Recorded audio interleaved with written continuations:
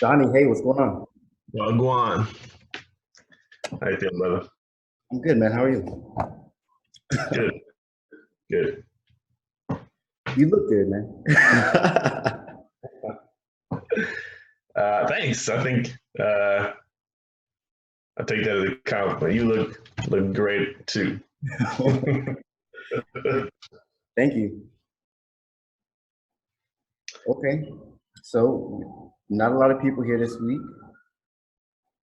Did you happen to read the copy or no? You know what? I opened it, but I never got around to reading it. So you'll have to school me. All good. Let's see what we have here. I'm behind on all of my extracurriculars.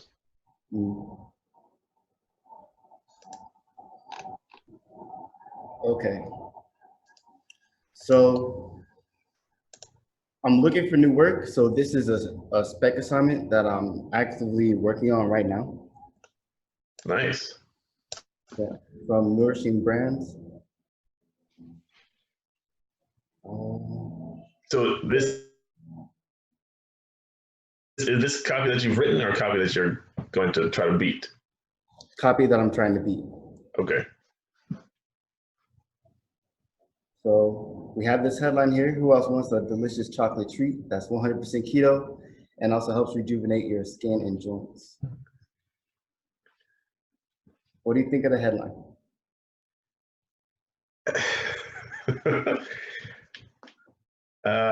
To me, it's trying to do too much. I mean, the classics are the classics for a reason, and in most markets, nobody knows they're actually classics, right? We know that because we're nerds like that, yeah. But other people don't. But you know, it's delicious, it's keto, it's good for your skin, it's good for your joints. Like none of those is really powerful. And because it's trying to cover a lot, it doesn't seem very, it's not specific. It's not like deep dive specific. It's not like if you got the 4 U's, it's not ultra specific in itself. It's not necessarily useful, right? It's not that unique. Did I say that already? Unique, specific, useful. What's the other one? I can't remember. Unique, useful, ultra specific, and urgent. Yep. It's not any of those things. So but here's the thing that I can say about off the top of my head, people who are into keto might read it anyway because they're just looking to go deeper on keto. So as a person who is has the worst diet in history, I don't necessarily, I'm not in tune with that market. I'm not very in tune with that market. What were your initial thoughts? I thought similar things. I thought it was a boring headline. It doesn't do anything. Right. A placeholder. Yeah. It needs, and then it's in quotes like Donald J. Trump said, it's just somebody, I don't know. No, I think we're on the same page then. So having not read the copy, I don't know how to necessarily improve on it, except I think if you just do better on this, you'll already win. Or just like a headline? Yeah. True. I've done that before, man, where you change the headline. Yeah, you've heard the stories, and then you get 20% more sales just because people want to read. So that's going to be a big point of leverage by itself. Cool. I think what this headline does, though, it really targets the demographic. And I guess that's what they're going for, right? Like people who are aware of keto. They want to. Yeah. Yeah, that's true. Here's something that was kind of cool in the copy. They have this thing like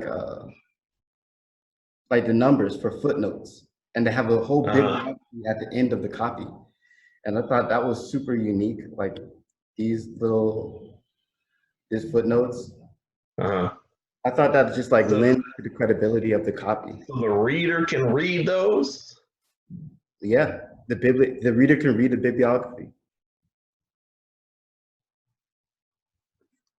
Interesting. Yeah.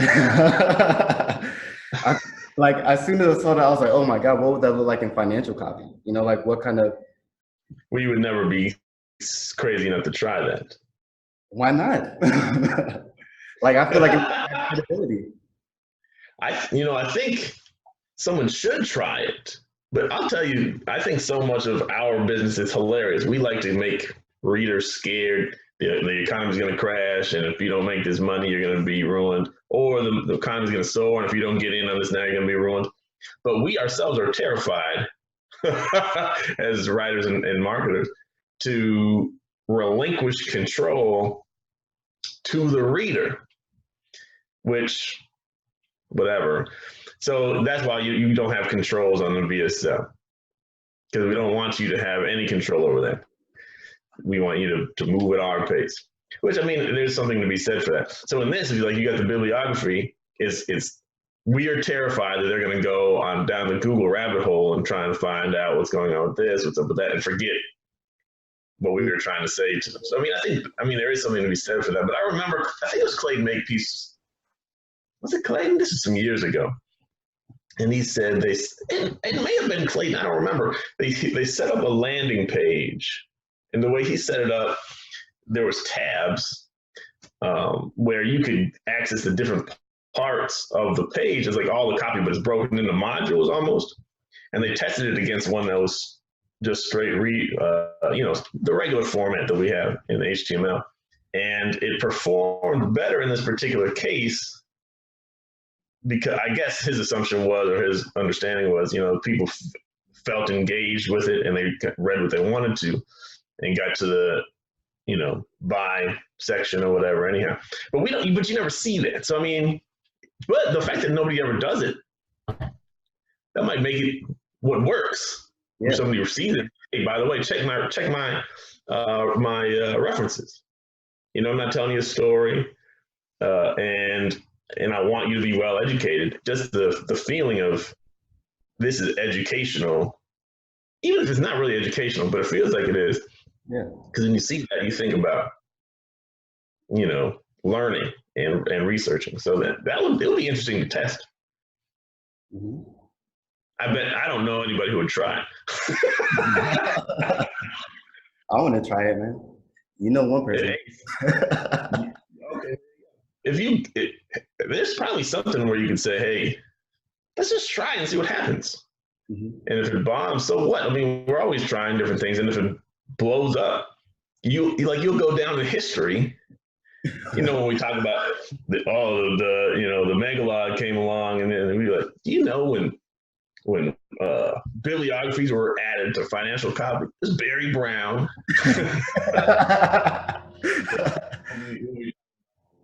Now the guy who took the whole industry in a different direction. Hey, sometimes it takes that, right? You're right. Somebody's got to do something, and it feels like, this is so not on topic, but it feels like there's the industry is getting so crazy in desperation to make things dumber and dumber, or I should say simpler and simpler. Yeah. But you can only go so far in that direction. Yeah. Especially with something as complicated as selling put options. There's only so far you can go. So something like this, a total shift, it might be a breakthrough idea. I'm going to treat you like the intelligent person I believe that you are, whether or not they actually are. Exactly. And I feel like that's a higher quality prospect anyway, right? Absolutely. Higher value for your business. Yeah, totally. So I think part of the reason why this bibliography works so much, because you mentioned that in the financial industry, is that there's this huge fear that people will leave the page and go down the Google rabbit hole, right? And I think why bibliography might work is because, and why this headline might work is because this person has already done all that research, has already gone down the Google rabbit hole, and they're just trying to find a solution really quick. So honestly, they're probably not even reading this copy. This copy isn't very long. It's like 10. Yeah, it's a great point. Yeah. It could be the mere appearance that they don't have to go on the rabbit hole. Everything you need to know is at the bottom of the page. Yeah. And they won't read it. They won't read it. Most of them won't. But they feel like they could if they want to, which is empowering them and giving them confidence. So you could be right on the money. The same is probably true in financial. A small percentage of people will go and deeply research the things that you're hinting at. People will take note. Okay, I can check that out. I can do that if I wanted to. It's a great point.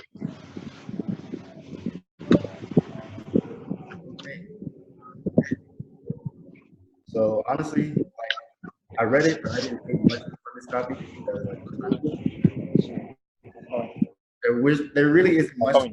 It's like this simple, like really generic copy. Like, yeah. What else did you like about it?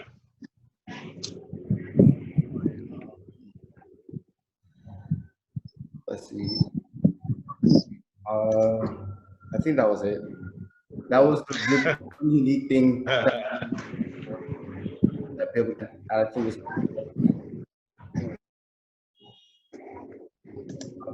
Images are dope. This background noise, I'm having a hard time hearing you now. On Wuku, hey, how you doing, man? I'm gonna mute because it. Sorry. It's all right.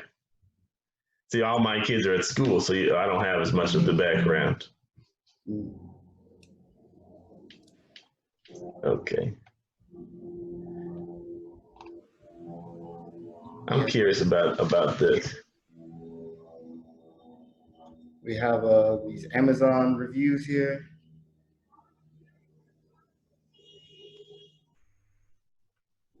Good. That's good. Yep. CoBionic Indulgence. The name seems terrible to me. CoBionic Indulgence. Yeah. It's like, maybe not. Again, I'm not in this market. If I think CoBionic, it makes me think you're going to help me turn into a machine because I want to turn myself into a machine in a good way. You know? And then indulgence and all this talk about delicious chocolate and stuff is kind of the opposite. Maybe that's what they want. If you're again, I don't know anything, but if you're doing the keto thing and you're tired of food that's not indulgent, maybe this is exactly what you want. And so you want to be a beast while doing things that are, non-beastly for most people. Yeah. Maybe. I don't know. To me, it seems like I'm doing one. That's because I'm crazy. I'm doing one or the other. Either I'm going to be a beast. Some days I am. Or I'm going to be indulgent. Right. Some days I'm not. But it's probably. I mean, the audience is totally different from me. Yeah. So anytime I say anything about this, you just have to say, well, Donnie, you're not the customer, because I'm not. Yeah, I think based on because I was a personal trainer, so I'm kind of familiar with this ideal prospect. Uh-huh. I know what the keto diet is, and what those people are looking for. So they are looking for that. Especially, I feel like this ad, or maybe this target demographic, they're skewing towards women a little bit, just because of the fact that they talk a lot about collagen, and the benefits of collagen are like hair and skin. Right. Both. And that's like their big selling point. They use the word indulgence, which is like, a guilty pleasure kind of thing. Yeah. Yeah. Right. And it's a chocolate dessert that you don't have to feel guilty about because you're keeping your diet. Makes sense. And the pictures I've seen so far look like they're not muscle bound dudes. They're regular looking ladies. Right. Yeah. Yeah. So this isn't for like your. Yes, the person who uses this product might go to the gym and like be a hardcore gym user, but this isn't specifically targeted towards that hardcore gym user. Just a person who's trying to like, you know, correct their diet a little bit so they don't feel as bad. And maybe look a little bit better too. Yeah, well, that makes sense. That makes sense. And then the none of us are getting any younger thing. Yeah, so this is really bland copy. They have these commonly asked questions down here. I wonder why they went this route instead of just addressing it in the copy.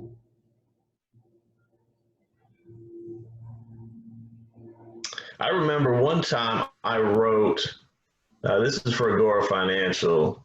Was it Agora Financial? Before all the split offs. I think it was before. Yeah, but it was a couple years ago. And that's one of the things I did. They just hired me to write the frequently asked questions section. So they're not the only people to do this. But I mean, it's not really frequently asked questions. It's just selling points that I want to make. The idea in this case was people are going to say, oh, frequently asked questions. I wonder if they answer questions that I have. And we get to overcome potential objections and make make specific claims in a way that comes out of the selling thrust. You know, feels like, okay, now that I'm done pitching you, let me answer some questions for you. So it's supposed to let you put your guard down. I don't know if it worked or not. Nobody ever told me how it worked. So I don't know. I guess it's just to help the reader rationalize like their buying decision at the end of it. Yeah. Yeah, it's like, just in case. I mean, this probably will stop you and at least get you to check it out. Look at all the questions just to make sure, you know, if there's something that you did wonder, I wonder if they answer my question. Or if there's something that I should be wondering but didn't occur to me, you know, then, oh, that's a question I should have asked. Okay, cool. So it's, you know, it sneaks under the radar a little bit. Yeah. Joe Streetford talks about that in his copywriting method called copyboarding. Are you familiar? Mm-hmm. Yeah. So I think I've got that document some doggone place, like it's a video or whatever, but I've never actually looked at it because I'm lazy, I guess. So explain. Feel free to expound on that. Copyboarding? Well, yeah, the point you're saying is Joe Streetford talks about this part. Yeah. So he's like, to write your copy, he just says, come up with every single objection and then answer it in your copy. And that's essentially what copyboarding is. You're just like linking those answers to objections all the way to the close. And so, makes sense. Yeah. And so if these are the objections, I wonder why they chose to have a specific frequently asked questions section instead of just doing it in the copy. Because whoever wrote this page didn't do a great job. Like, look, common questions. What is CoBionic Indulgence? Like, shouldn't that be what all the stuff that you just read is? Yeah. That shouldn't even be a question. Yeah. Why should I take it? No, exactly. Why should I take it? That should be in the body above. You have questions like the one that says, "Can I just take anti-aging creams?" Well, you could put that in the body, but you might want to break that out into a separate section, like, just in case this is a specific point you want to hammer home. You could do this, but that's a superficial remedy. When you fix it from the inside, you look better, but you also are better. So, you know, if you want to make sure you say that twice, put it in the question. How many servings are in a bottle? That's like a real logistical question. Mm-hmm. That's not copy. That's like somebody really just want to answer the question. Yeah, I guess they want to know like the value, how much they're getting for their money. Yeah. We list 20 servings per bottle, but some people take half scoop. I don't know. I don't know if that even answers the question. Yeah. Whatever. I mean, 20 servings per bottle, you know. But I guess like you could take it any way you want to. That's what they're saying here. Yeah, right. I guess that's cool. It's like we claim it's 20 servings, but you might find that it gives you 40, or you might find that it gives you 10. Yeah. Okay. Thanks for that. Again, like, is this suitable for paleo and keto dieters? The headline answers that question. It's a waste of copy. So I guess like maybe since the reader is so rare, the target demographic is so rare, they're not even reading this. Like they just see the headline and then like they scroll down to the bottom of the page and then they see these questions, get a few answers here and there, and then they just click buy because they already know what they want. They know they like chocolate, they know they want collagen, and they're just ready to buy. Do you know how this is performing? I don't know. How did this happen? Because do they come to you saying we need this thing to perform better? Did you find them and say, hey, I can beat the pants out of this letter because it's boring? No, they came to me and they don't want to change this page specifically. They have like some headlines that they want to write copy around. And so they came to me with the headlines and they're like, hey, like, what can you do with this? And they want me to use this copy as like a reference for style. Ah, okay. So this is one of those things I call what do I call that? Unintended consequences. See, the unintended consequence of them telling you this is what we want you to use as inspiration and giving you the kind of template. Then you can tell them, by the way, this page also sucks. Now you have to pay me to fix this, unless it's pulling 20% or whatever. I don't know anything. If you send people to this page in the right way, it might work. If you send them to them with some boring or super curiosity based without any qualification, they're going to convert like dirt, I think. So yeah, I mean, you can always bring that up. I think I could beat this page too, by the way, but maybe that's phase 2. Phase 1 is giving them what they asked for. Just make sure that they don't think that this is a good page. Don't leave them thinking this is a good page. Unless I would ask that. Seriously though, I would ask, like, just for my own reference, what is this? What are the metrics on this page? How are you driving traffic? Do you know that? How are you driving traffic to this page? How are they going to drive traffic to the things that you are working on? Because all of that ties together. Mm. If they have ads, we want to point this ad at this thing. Okay, that's stupid, right?